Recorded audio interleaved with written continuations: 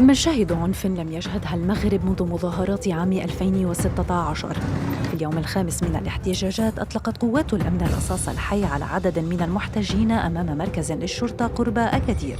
اضطر عناصر الدرك الملكي في بلدة القليعة إلى استعمال السلاح في إطار الدفاع الشرعي عن النفس لصد عمليات هجوم واقتحام لمركز الدرك الملكي في محاولة للاستيلاء على الذخيرة والعتاد والأسلحة، حيث لقي شخصان مصرعهما متأثرين بإصابتهما بأعيرات نارية. يوم الأربعاء منحت السلطات ترخيصاً للتظاهر السلمي كطريقة لتهدئة المحتجين، لكن أعمال الشغب لم تخف حدتها في العاصمة المغربية وأكادير والدار البيضاء وطنجة ومدن أخرى.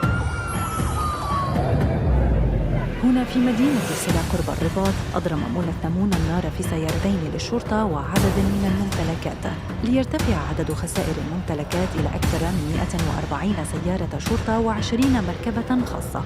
وزارة الداخلية أعلنت عن إصابة أكثر من 260 رجل أمن و23 متظاهراً وتوقيف أكثر من 400 شخص. كما دعا المحتجون في الدار البيضاء إلى تنحي رئيس الوزراء. ومنذ يوم السبت تطلق مجموعة جيزات الدعوات للتظاهر للمطالبة بإصلاحات عاجلة في قطاعي الصحة والتعليم ومكافحة الفساد في البلاد، في بلد يعاني بعض سكانه من قلة المستشفيات وندرة الخدمات الصحية، وتقدر فيه نسبة البطالة بحوالي 13%.